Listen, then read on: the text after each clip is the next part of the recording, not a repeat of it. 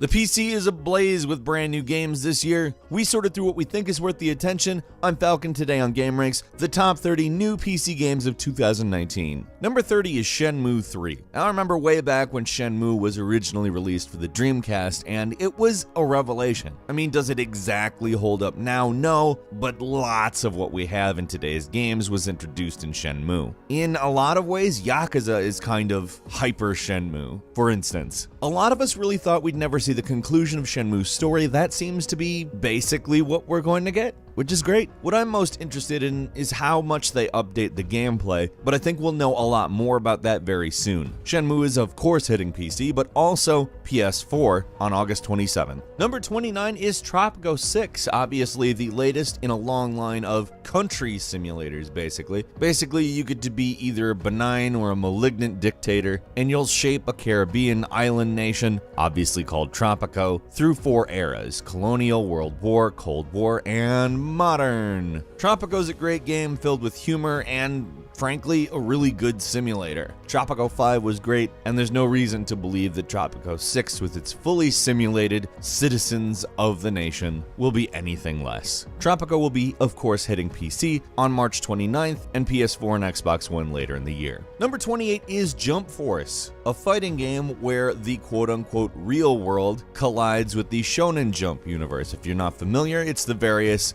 manga series like Dragon Ball, Naruto, One Piece, My Hero Academia, and even Death Note, although the characters from Death Note apparently will not be playable. Jump Force is 3-on-3 tag team fighting, and that sounds great. It's hitting PC as well as PlayStation 4 and Xbox One on February 15th. Number 27 is Tom Clancy's The Division 2. Obviously, The Division sounded like an amazing thing when it was announced, and it also looked better too before the graphics got a bit of a downgrade. It kinda turned out to be a Ubisoft open world game. And not that that's a bad thing, The Division isn't a bad game, but there looks to be some things that might set The Division 2 apart in ways the original didn't. For one, they've gone for a mature rating because they've amped the violence up a little bit, which makes sense. We're talking about a world where a disaster has gone down and it's more or less a martial law / all-out war situation. I have some hope The Division 2 is going to be better. Like I said, the original wasn't bad, but it just needs a little bit more to set itself apart, and this might be what it needs. The Division 2 is coming out on PC, of course, as well as PS4 and Xbox One on March 15th. Number 26 is Warcraft 3 Reforged, an HD remaster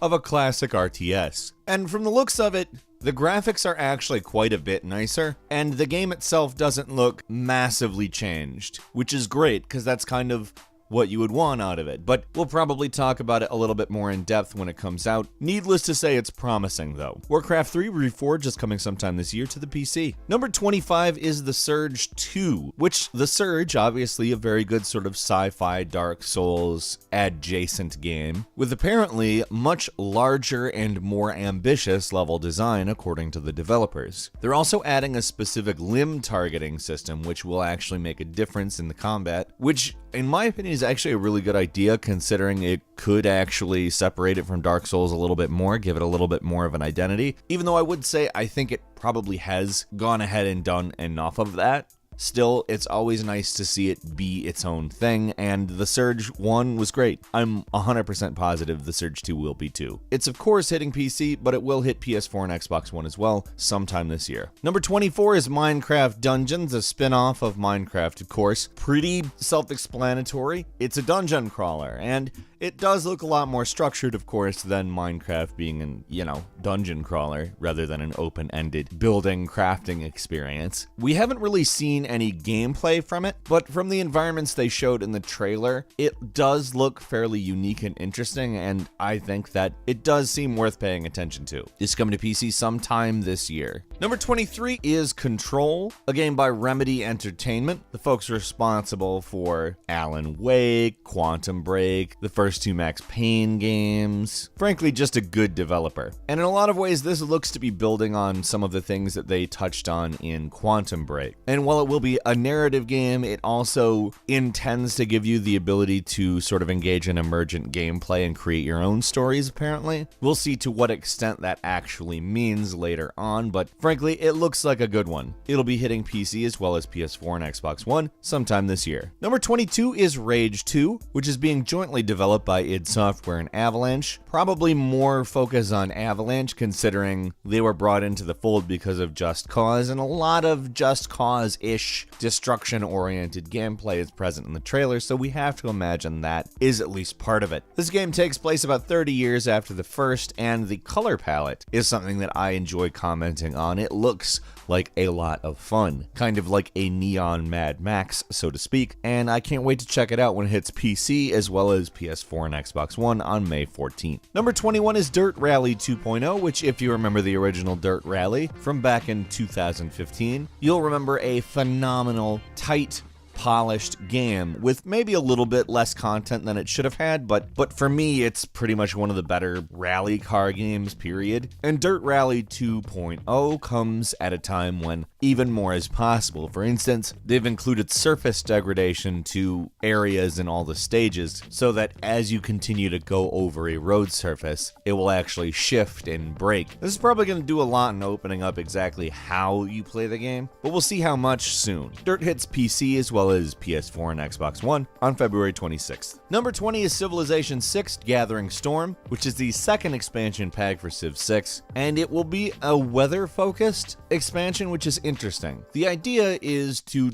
determine how human action affects the weather in the last eras of civilization, which sounds a little too on the nose. Don't make me think about the real world, game. Civilization 6 Gathering Storm is hitting PC on Valentine's Day, February 14th. Number 19 is Total War 3 Kingdoms, obviously a total war game that takes place during the Three Empires of China, which will give you two modes, Romance and Classic, based on Romance of the Three Kingdoms and Records of the Three Kingdoms, which of course will basically change how historically accurate the game is. Also, Classic will play closer to regular Total War, whereas Romance gives you some more individual commanding of generals, for instance. Apparently, Creative Assembly did a lot with the artificial intelligence, and I'm pretty interested to see exactly to what extent. Total War is hitting Microsoft Windows on March 7th. Number 18 is Dying Light 2, which is intended to really indulge in choice-based mechanics as far as story and world, and also during the day there will be a lot more focus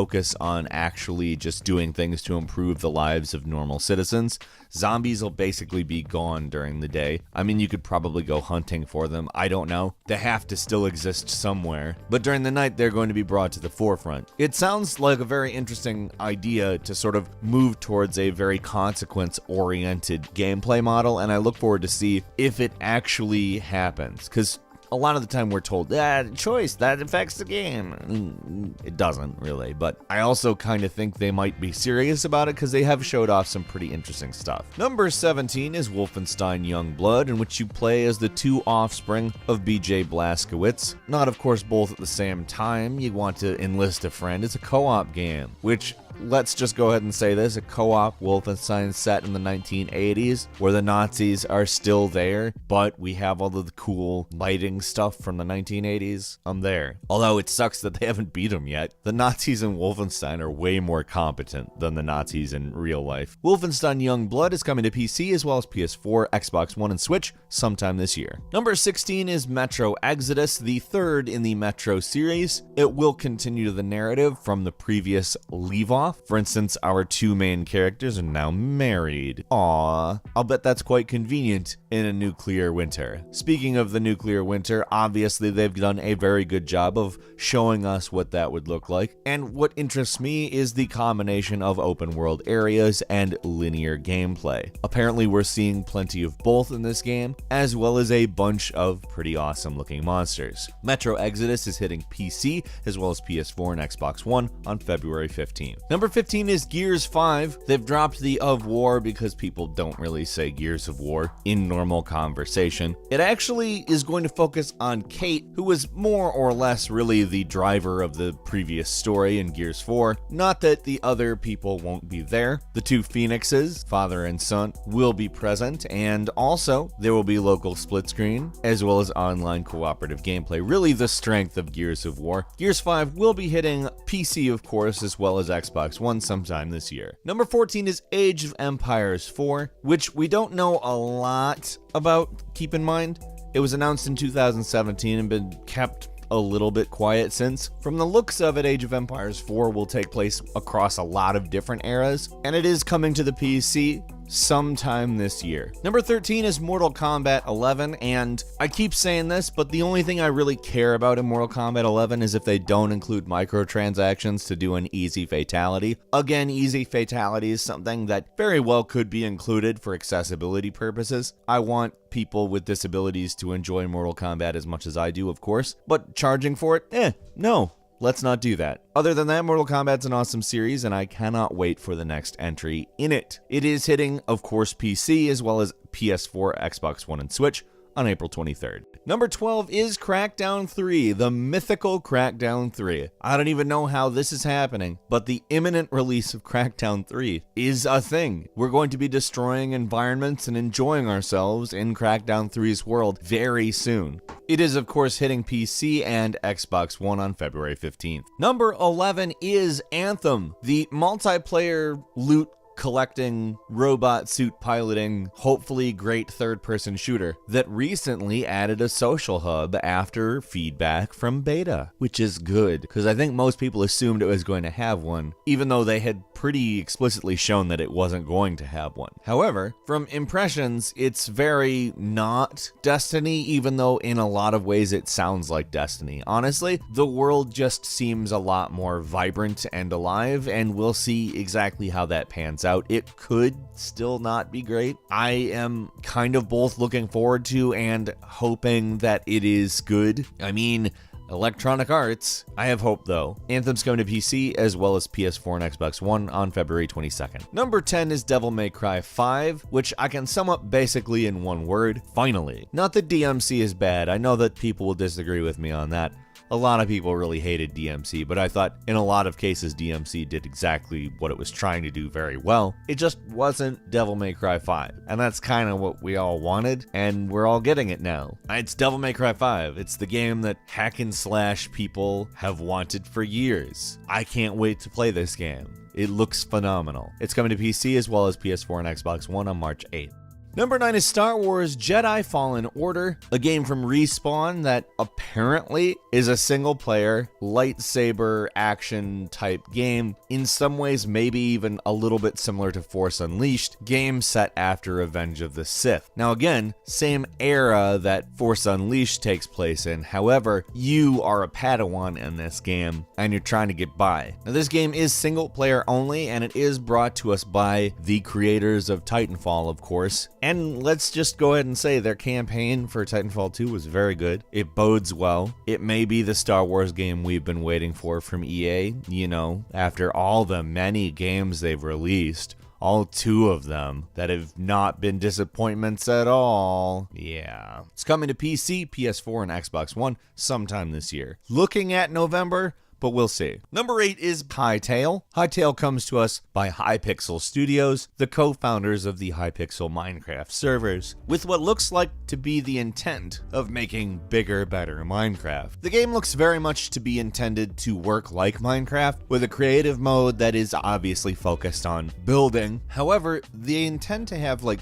coding resources and tools allowing you to actually put new things into the game. Everything from 3D models to cinematics to even mini games. We'll see how that works out when it comes to PC sometime this year. Number 7 is Sekiro Shadows Die Twice, which is actually one of my most anticipated games at the moment. I like to describe it as faster looking Dark Souls with a grappling hook made by the Dark Souls developer, so it's not just a knockoff. Now, we don't know if it has any explicit connections to Tenku Stealth Assassin. From Software owns Tenku though, so it may, we don't know. It certainly shares some of the mechanics from it, that's for sure, and it may be a sort of spiritual successor, it may be something more direct, we don't know yet. We'll find out though when it comes out for PC and PS4 and Xbox One, March 22nd. Number 6 is Wasteland 3, a game that comes to us as a very interesting sort of both relic as well as side thing for Fallout. Wasteland, the original Wasteland back in the 1980s, inspired Fallout in a lot of ways, and Wasteland 2 did the same. Wasteland 3 now will be a squad-based role-playing game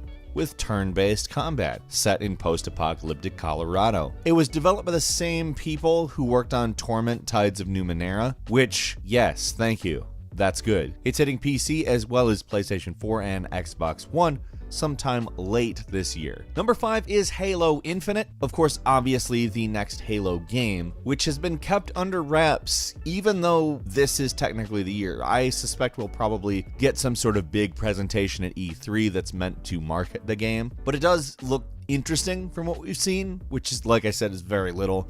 They intend to show us a very Master Chief oriented story, which is also good, and I think it's what we want from Halo, isn't it? It's hitting PC and Xbox One sometime this year. Number 4 is Resident Evil 2, the remake that came out a few days ago. That is amazing. I mean, there's really very little else to say about it. It's beautiful, it's gory, it's gross, it's hard as hell, and it retains all of the charm of the original while bringing it into a new era without seeming cheesy or strange. Resident Evil 2 is awesome. It's always been awesome, and it has been made into a modern game in a manner that doesn't taint the original in any way, which is beyond awesome, actually. That came out on PC. It's also out on PS4 and Xbox One. Number 3 is Doom Eternal, the sequel to Doom 2016, which, let's just go ahead and say this, Doom 2016, very good. Exactly what it should have been, as a matter of fact. An update that doesn't mess with the formula too much to make it not fun. However, it was brought into a much more modern context in a way that worked probably better than anybody thought it was going to.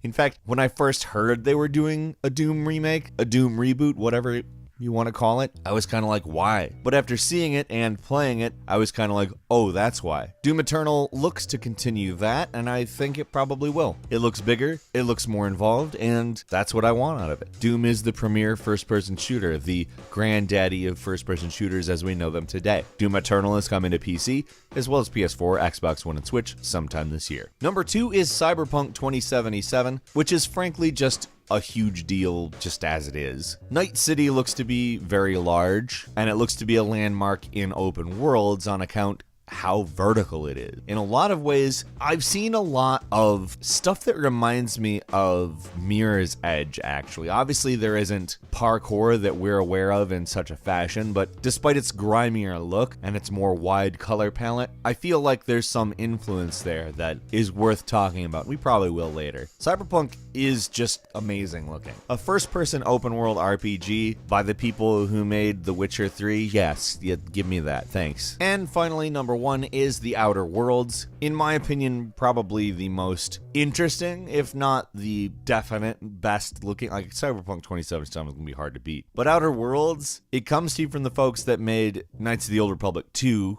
the better one, considering that both those games are gold, is saying a lot. The creators of New Vegas, by far the best 3D Fallout game, the one that actually cares about being Fallout, and it takes place in outer space and kind of looks like space Fallout. Looks a bit critical of how things are as well. That's always good. That's a good basis for a story, in my opinion. It looks vibrant, it looks interesting, and it's not a Creation Engine game because why would they even bother with that? It's not a Bethesda game, so use an engine that isn't garbage. Thanks for using Unreal, Obsidian. I'll be playing The Outer Worlds when it hits PC, as well as Xbox One and PS4 sometime this year. Some bonus games for you. Ace Combat 7, Skies Unknown. It has been a while since an Ace Combat game came out. Ace Combat 6 was arcade and simulation, sort of mixed. and it's been a while. It's been over a decade. Jake just did a Before You Buy a few days ago if you're interested. That's the console version. The PC version is, of course, hitting February 1st. Next is Skull and Bones, the open world naval combat game based on the Assassin's Creed naval combat. I think that's all I need to say in order to be interested in it. I'm looking forward to it. It's hitting PC, PS4, and Xbox One sometime this year. Far Cry New Dawn, the first chronological sequel in the Far Cry series, taking place 17 years after the nuclear ending of Far Cry 5, so after a nuclear apocalypse. In fact, during the game, the world is apparently reclaiming itself, and we see a lot of nature and a very nice wide color palette, something I care about, obviously, maybe more than other people. I say that all the time. I see a good color palette, I'm like, yeah. Far Cry New Dawn is hitting PC, as well as PS4 and Xbox One on February 15th. Biomutant looks to be an action RPG platforming kind of mascot-y game, except for